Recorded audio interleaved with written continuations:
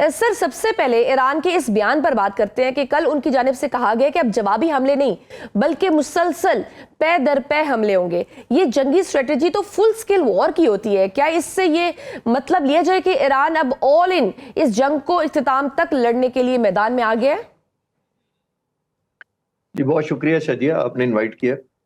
देखिए, हमें नजर आ रहा है कि जंग जो है वो बहुत देर तक नहीं चलेगी और जाहिर है बहुत सारी इंटरनेशनल जो पावर्स हैं वो आ गई हैं, बहुत सारे मिडल ईस्ट के मुल्क चाह रहे हैं, पाकिस्तान एफर्ट कर रहा है। तो ये सारा इसलिए किया जाता है, जिस तरफ आप इशारा कर रही हैं कि एस्केलेशन ईरान ने एकदम बढ़ा दी है, क्योंकि जो आपकी की मैं अक्सर कहता हूँ जो पावर टू हर्ट होती है वो पावर टू बार्गेन होती है। अब ईरान अपनी पावर टू हर्ट साबित कर रहा है कि हम बहुत ज्यादा रीच है, हमारा रिजॉल्व है, हमारी एक्यूरेसी बहुत ज्यादा है। क्योंकि मैं जून की जो 2025 की जंग हुई थी उससे मैं जब कंपेयर करता हूं तो इस दफा इनकी टारगेटिंग स्ट्रैटेजी बहुत एक्यूरेट है। नंबर वन, इन्होंने बहुत ज्यादा कोऑर्डिनेट्स या लोकेशंस उनकी री-वेरीफाई करके बहुत क्लोज डिटेल्स तक टारगेट्स की डिटेल तय भी की हुई है, हिट भी उसी तरह कर रहे हैं। जब वो इस तरह हिट करने में कामयाब हो रहे हैं तो उसका एडवांटेज उनको ये मिलता है कि कल को जब सीज फायर बंद होगी तो नेगोशिएशन टेबल पर इजराइल को और अमेरिका को पता होगा कि ईरान की क्या सलाहियत है।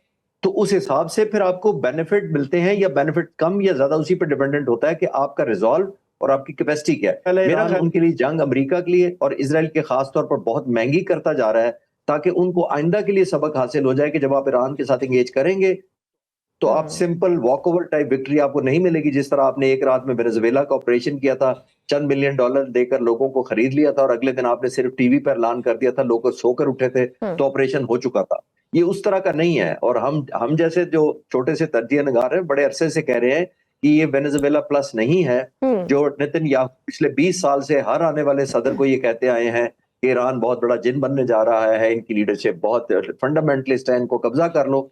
तो बाकी सदूर ने नहीं माना, प्रेसिडेंट ट्रम्प उनकी बातों में आ गए और नतीजा दुनिया सामने देख रही है। और सर, ईरान ने माइक्रोसॉफ्ट समेत दीगर फाइनेंशियल हब को भी टारगेट करने का ऐलान किया है कि अमेरिका इसराइल की इकोनॉमी जिन मराकज से चलती है उनको निशाना बनाया जाएगा। क्या दुनिया एक नए मुआशी बहरान की जानिब जा रही है जहां तेल, गैस, रिफाइनरीज और अब फाइनेंशियल मराकज भी निशाना होंगे? आखिर इसका अंजाम क्या है?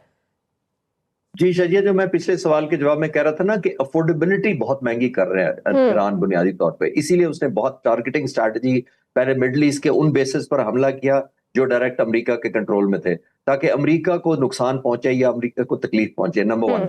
नंबर टू, आपने देखा शिपिंग लाइन उन्होंने ब्लॉक की हुई है, ऑलमोस्ट अपना सी कंट्रोल पकड़ा हुआ है, वो अपनी मर्जी से जाने दे रहे हैं, शिपिंग अपनी मर्जी से नहीं जाने दे रहे हैं।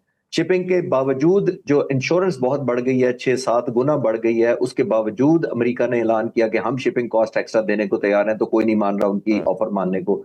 फिर उन्होंने ये कहा कि हम शिपिंग को एस्कॉर्ट करेंगे, वो भी कोई नहीं मान रहा।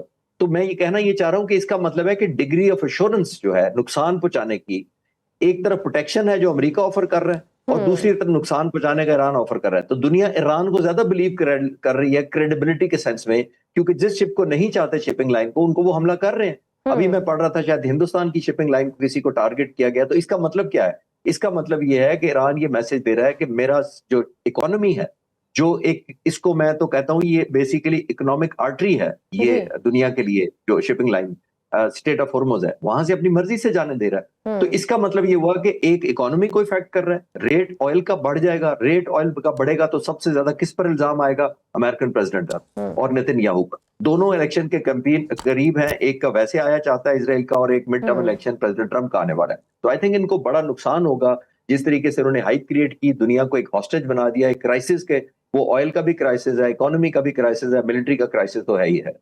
सर, दूसरा ये कि जो इसराइल का आयरन डोम और जो एरो डिफेंस सिस्टम ईरानी मिसाइलों के लिए के सामने तो यूं लग रहा है जैसे नाकाम ही हो गया है। क्या इसराइल का डिफेंसिव शील्ड हम कह सकते हैं कि टूट चुका है? गुज़श्ता रोज हमने देखा कि हमारे प्रोग्राम में ईरानी सहाफ़ी आए हुए थे तो वो ये बता रहे थे कि ईरान जंग के दौरान भी रोजाना 50 से 100 ड्रोन्स और मिसाइल बना रहा है। इस हिसाब से तो फिर ईरान के पास मकामी और कम लागत वाला जखीरा खत्म ही नहीं हो सकता।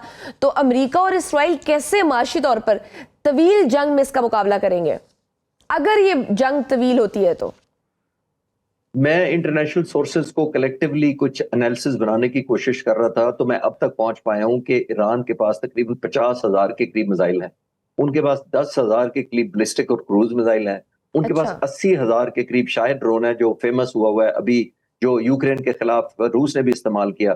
तो जाहिर है इनके पास ऑप्शन है ही यही। इन्होंने जो रिटेलिएशन की है और कर रहे हैं बुनियादी तौर पर, प्रोडक्शन भी जाहिर कर रहे हैं, जैसे आप कह रही हैं कि ये ईरान एक महंगी से महंगी जंग करता जा रहा है ताकि जब भी जंग बंद हो एक बहुत बड़ा सबक पीछे छोड़ जाए। अभी भी आप नोट करें तो मैं अभी मीडिया से सुन रहा था कि ईरान ने ऐलान किया कि हमारा जो हकूक है उनको माना जाए, हमारी कंपनसेशन की जाए वॉर की, और गारंटी दी जाए। ये वो मुल्क करता है जिसको पता है कि मेरी स्ट्रैटेजी बड़ी कामयाब है।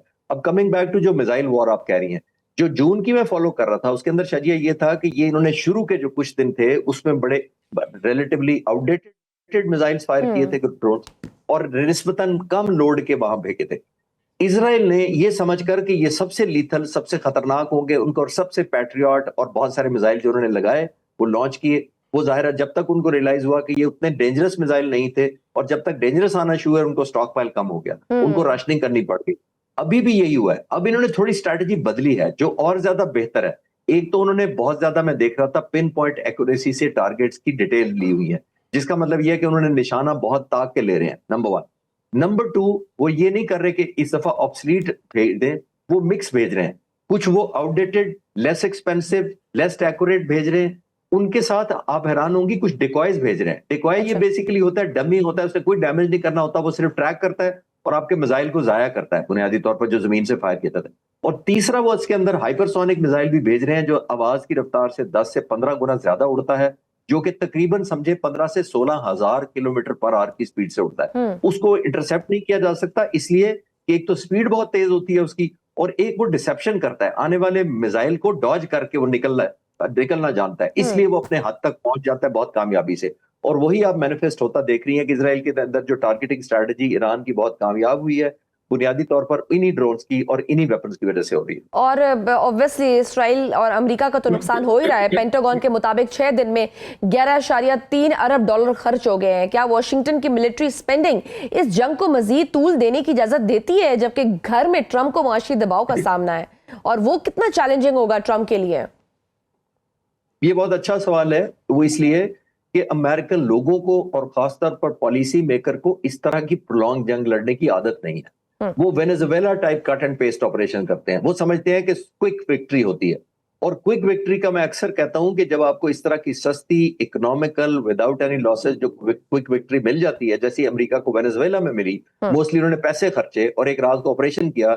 जब हम सब लोग सुबह उठे और हमें पता लगा कि ऑपरेशन हो चुका है, एक सॉवरेन मुल्क के सदर और उसकी बीवी को उठाकर अमेरिका ले गया है, तो ऐसी विक्ट्री जब आपको सस्ती और क्विक फिक्स मिल जाती है तो उसके साथ एक डेंजरस भी अटैच होता है। डेंजर अटैच ये होता है, और मैं as a student of strategy आपको बता रहा हूं, ये ऐसी फतह एक लीडर्स के लिए एक एपिटाइजर का काम करती है। वो समझते हैं कि मेरी और भूख बढ़ गई है अब तो, जब से मैंने वेनेजुएला किया। फिर वो मिसलीड हो जाते हैं। फिर वो ये समझते हैं कि मेरी जो मिलिट्री है उसको हर जगह, हर वक्त और हर मकसद के लिए मैं जब चाहूं इस्तेमाल कर लूं। और यही मिसकैलकुलेशन है जो ईरान में मैंने जैसे कहा कि उन्होंने एपिटाइजर समझ के मेन डिश मंगाई है या को अटैक कर दिया है, और वो उनके गले पड़ गई है।